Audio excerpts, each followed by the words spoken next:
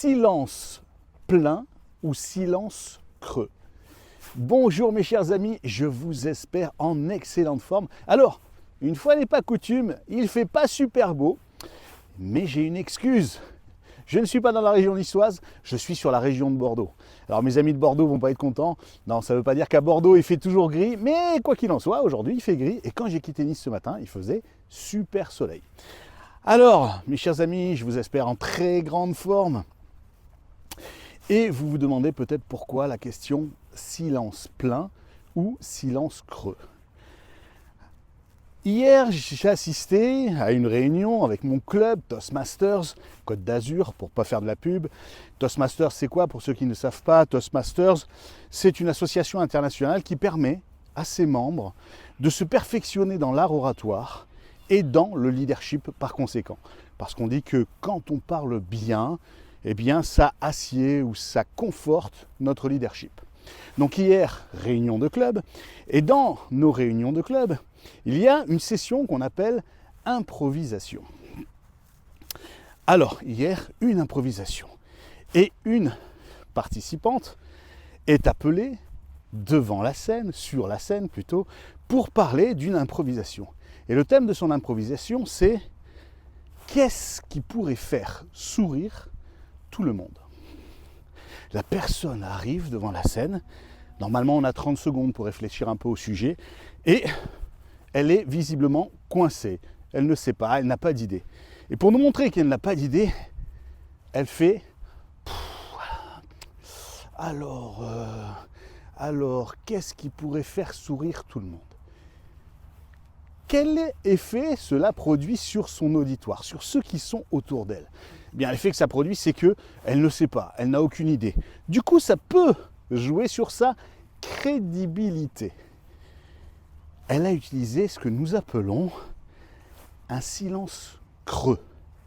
Elle aurait pu utiliser un silence différent, un silence qu'on appelle un silence plein.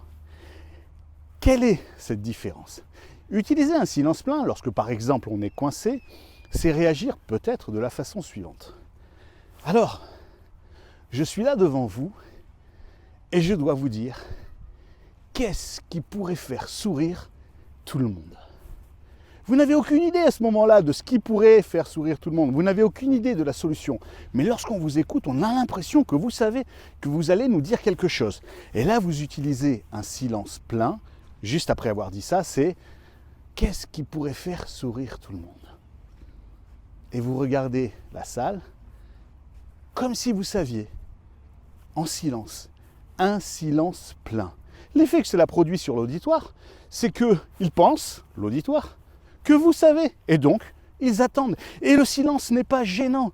Et votre crédibilité n'est pas mise en doute. Voilà mes chers amis, utilisez les silences pleins à bon escient. Et parfois, il est bon aussi d'utiliser des silences creux. Alors, en négociation, utiliser des silences pleins ou des silences creux, c'est puissant. Parce que lorsque vous négociez et que votre client vous pose une question et que vous ne savez pas, vous ne connaissez pas la réponse, mais vous pensez que lui montrer que vous ne savez pas, ça risque de nuire justement à votre légitimité, à votre crédibilité, eh bien, utilisez un silence plein. Cher client, vous êtes en train de me poser la question suivante, est-ce que je peux faire ceci ou cela pour vous? Et voilà, vous faites un silence plein. Vous le regardez comme si vous saviez, comme si vous aviez la réponse. Plutôt que de faire « Oh là, vous me demandez si je peux faire quelque chose pour vous. Écoutez, il faut que je réfléchisse, il faut que j'en parle. » Là, c'est un silence creux. Et donc, ce silence creux peut nuire à votre légitimité.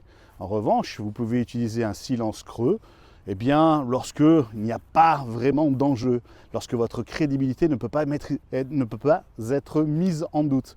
Ça peut être, alors je cherche un exemple, ça peut être par exemple, écoutez, vous me posez la question, je ne sais absolument pas, laissez-moi réfléchir. Non, je ne sais pas, je vais demander, je reviens vers vous.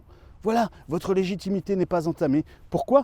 Parce que vous avez contrôlé le silence, même si ce silence était ce qu'on appelle creux.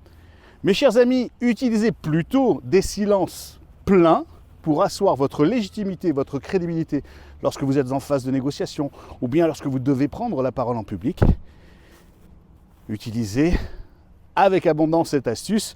Quant à moi, eh bien, je vais rejoindre mon hôtel parce que j'ai une présentation à terminer pour demain et je vous dis, portez-vous bien d'ici notre prochaine rencontre. À très bientôt mes chers amis. Ciao, ciao.